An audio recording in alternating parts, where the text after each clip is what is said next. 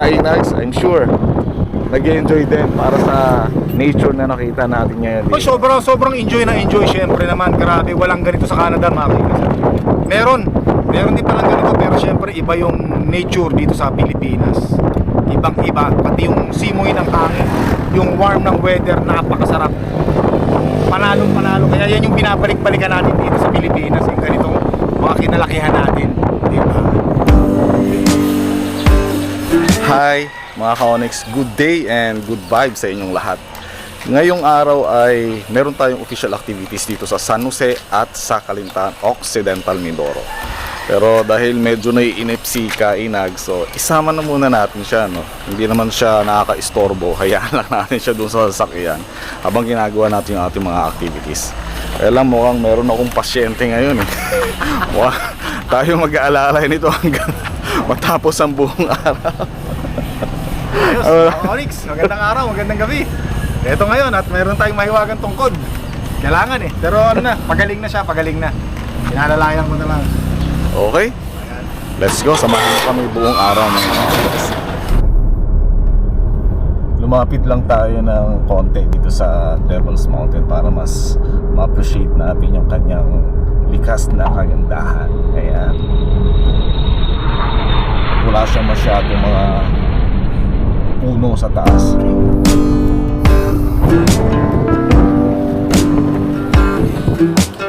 Ayos, ganda. So kasama natin si Kainags, no? So lumapit tayo dito sa pinaka malapit na posisyon doon sa Devil's Mountain. So makikita natin ito yung nature dito mismo sa paanan ng Devil's Mountain. So talagang batong-bato siya, matarik. Pero ito hindi na natin makuha lahat ng bundok ng Devil's Mountain kasi ito malapitan, dalawang portion lang. Pero doon, hanggang doon yan, mahaba pa yung Devil's Mountain na tinatawag natin. So, let's enjoy kung ano yung nature na meron tayo dito sa San Jose Occidental Mindoro. So, si Kainags, I'm sure nag-enjoy din para sa nature na nakita natin ngayon. Oh, sobrang enjoy na enjoy. Syempre naman, grabe, walang ganito sa Canada, makikita. Meron din palang ganito, pero syempre iba yung nature dito sa Pilipinas. Ibang iba, pati yung simoy ng hangin, yung warm ng weather, napakasarap. Panalo, kaya yan yung binabalik-balikan natin dito sa Pilipinas, yung ganitong mga kinalakihan natin, diba? Okay. Ayos, ganda. Okay, diretso tayo sa ating mga susunod na activities. Wow! Grabe, napakaganda ng nature dito sa Devil's Mountain, sa paanan niya mismo. Galing.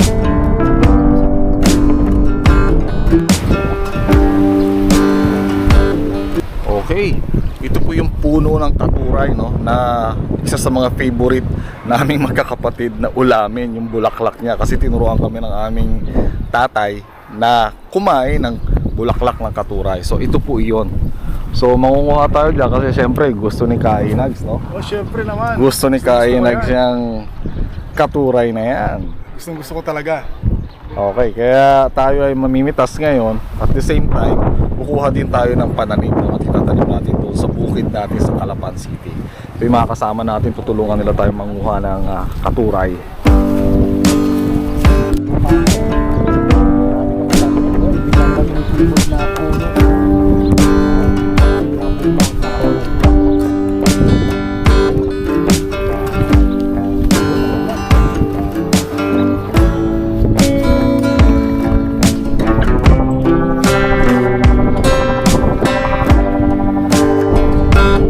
Mamimitas muna tayo ng mga bulaklak ng katuray. Then saka tayo kukuha ng mga pananim na itatanim natin sa bukid natin sa Calapan.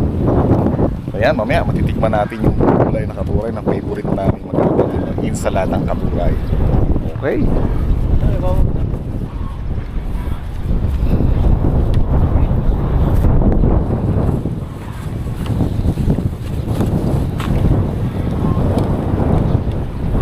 So ayan, kukuha muna, no, si Ramil ng pananim natin, no.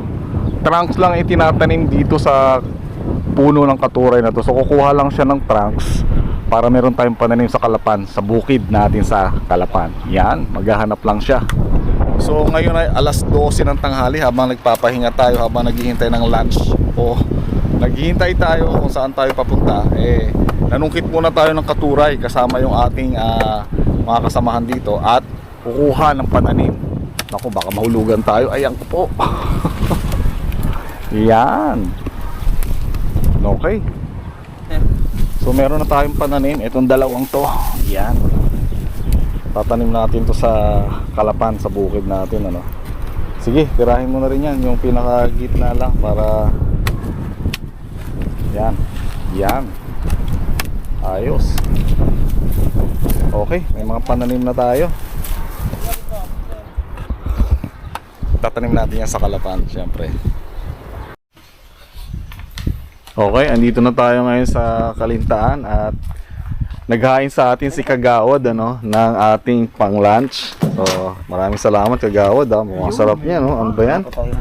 Lapad ng dahon ng mustasa. Tignan nyo nga naman yan, no? Saan ka makakita ka ng ganyang kalapad na dahon ng mustasa, oh? Parang dahon ng tabako, no? Oh. Wow! Organic yung Kagawad, ano? Tapos yan ang paulam niya sa atin, ano? Ayan, kalabasa with, ano yan? Tawag dito? Bunga ng malunggay. Tapos adobong native chicken. Wow! Tsaka bangus. Ano masabi mo kayo, Nags? Gabi. Okay, kain muna tayo bago tayo mag-ikot, no? Maraming salamat kay Gawad sa napakasarap na lunch. Presko. Wow, fresh na fresh. Nice place.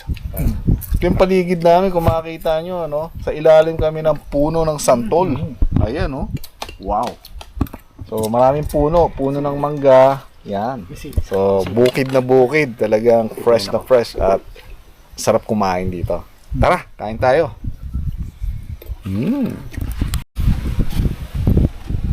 Ayan.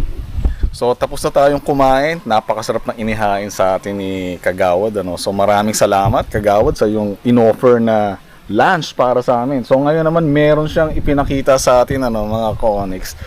Etong wood vinegar, no. Actually iniinom pala yung wood vinegar, tsaka napakaraming health benefits sa katawan ng tao. So tikman natin to. Actually matagal na namin pinag-uusapan to ni Kagawad, ano. Marami siyang health benefits sa katawan ng tao. So subukan natin. Shot tayo kahit isa lang, and then syempre Kagawad, meron ba tayong ipadadala dyan na, ano, pang tao din para masubukan naman natin to sa everyday, ano natin, Siyempre, Panginoon. meron tayo delivery. yan.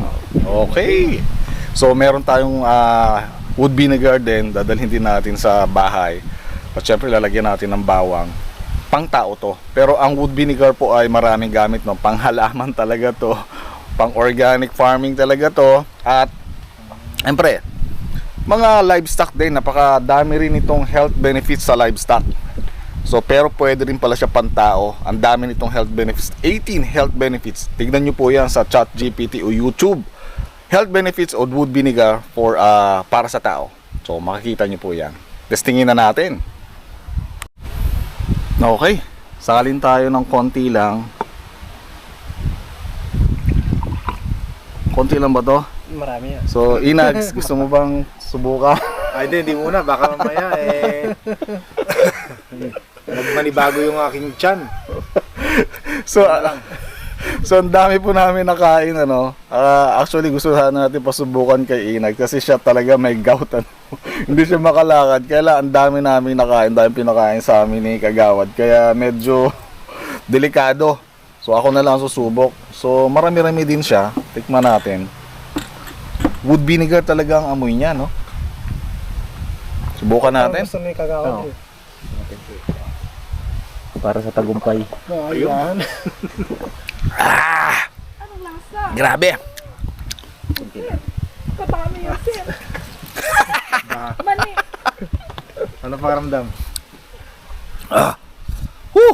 So, si Kagawad naman, ano? Subukan din natin, ano? Kung magkakasubukan ng lahat, Yan. Sarap. Eh, di sarap sa Kagawad yun.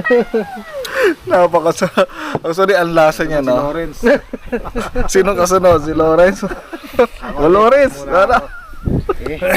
Yun. Dahil, Try mo yun, sir. request ni Sir Inag. Okay, salamat. Okay. Pagbibigyan natin ng sir.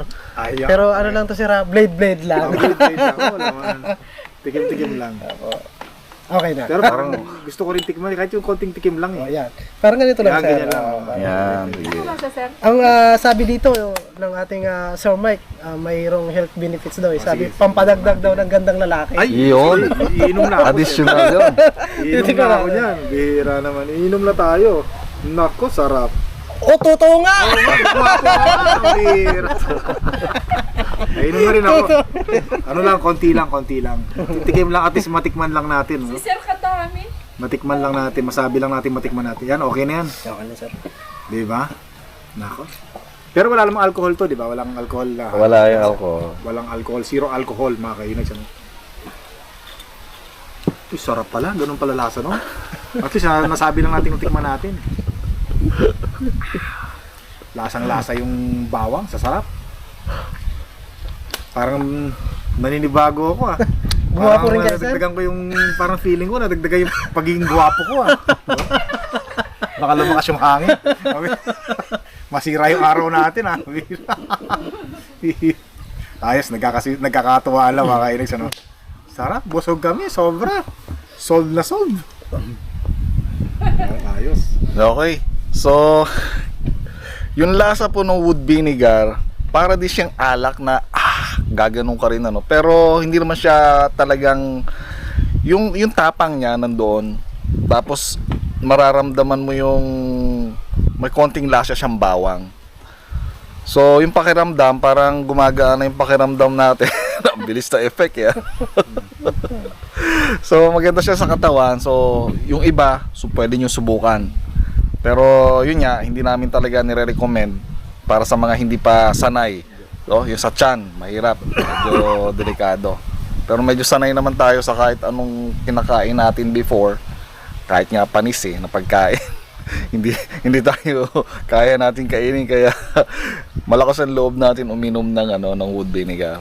So yan, para sa mga hindi po nakakaalam, ang wood vinegar po ay ginagawa sa pamamagitan po ng mga panggatong, no? Usok ng panggatong gaya ng mga nyog, kakawate, ipil-ipil, kung ano mga kahoy, no?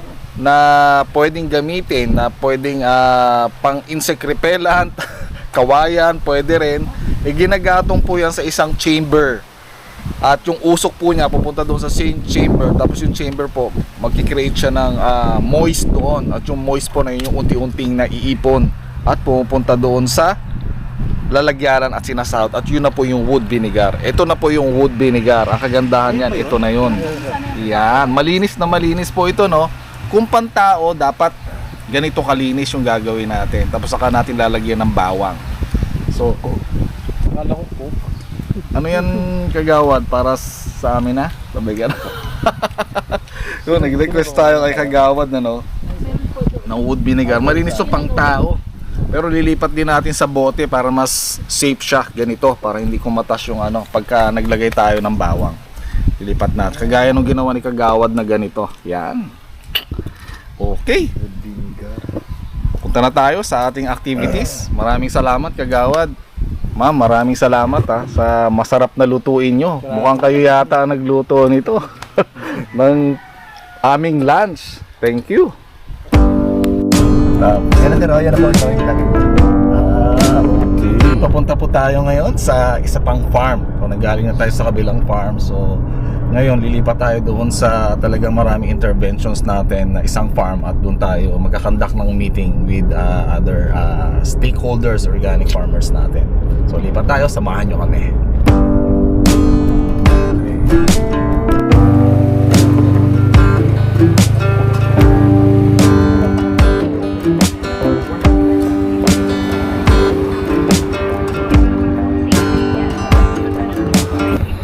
Okay, narito tayo ngayon sa Lakbay Alo, no? Ang bagong bukas na resort dito sa San Agustin, San Jose Occidental, Mindoro.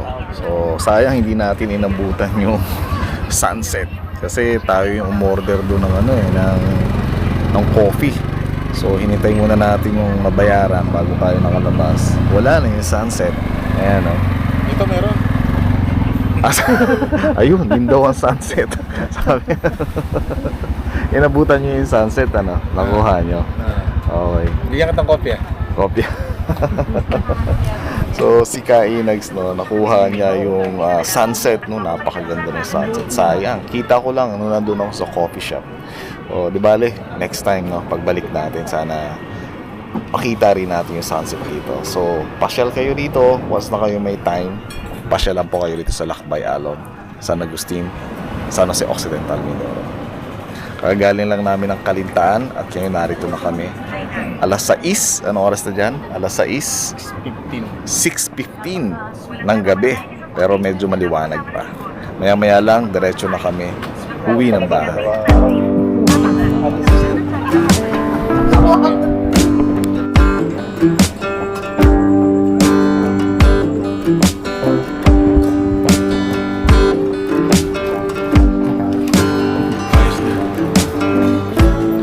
Ano sabi mo? Ayos dito. Ganda. Talagang relaxing. Very relaxing. Okay. Bago nga kasi. Kaya marami pumupunta. Okay mga ka-Onyx, tayo ay pauwi na. Mag-washroom lang tayo bago tayo dumiretso ng bahay. So hanggang sa muli, maraming salamat. See you next time. Sana nag-enjoy kayo.